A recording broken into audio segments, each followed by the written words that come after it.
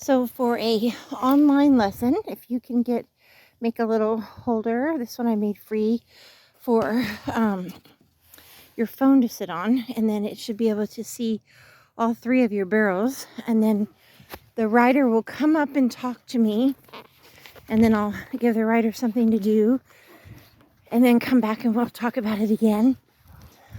Setting cones for your pattern. The arc cone, whether you go to the left barrel or the right barrel, should be 10 feet in and about at least a stride or two, about where the tracks would cross when you're coming out of the barrel, so it's not in the way. That's to remind you to give your horse a 10 to 12 foot arc.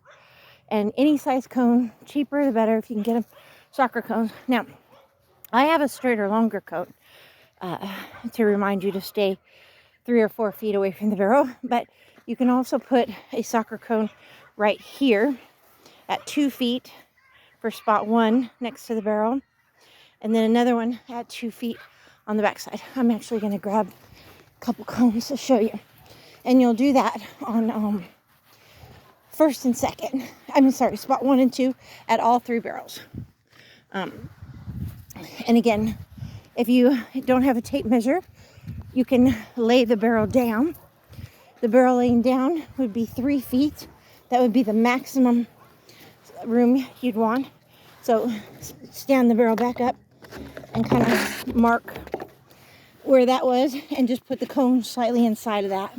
So the cone would be about 2 feet away from the barrel, and that keeps the rider at least 3 feet going in. And then put one on the back side, same place, 2 feet away, 2 feet from the barrel. And then that will keep the rider, when they're coming from the alleyway, lined up with third, and then a gradual arc to a 12-foot arc, and then a 3 or 4 foot spot 1 and 2. And then you'll see, as soon as you clear spot 2, you can look up and then see that straighter, longer cone on the fence. That's 4 feet to the side of that barrel. And you can set cones again for 2 feet away at spot 1 and 2. And then, so spot 1 here going in, be 3 feet away for where the rider is, but at least 2 feet on the cone. In this barrel, you can't pivot out till spot 3. So you could technically put a third cone here to keep 2 feet away all the way around that barrel. And then if you'll notice again, going to third, whether it's a lefty or righty, I have a cone that is 4 feet to the side. So you can do the spot 1 and 2 cones as well. Thank you.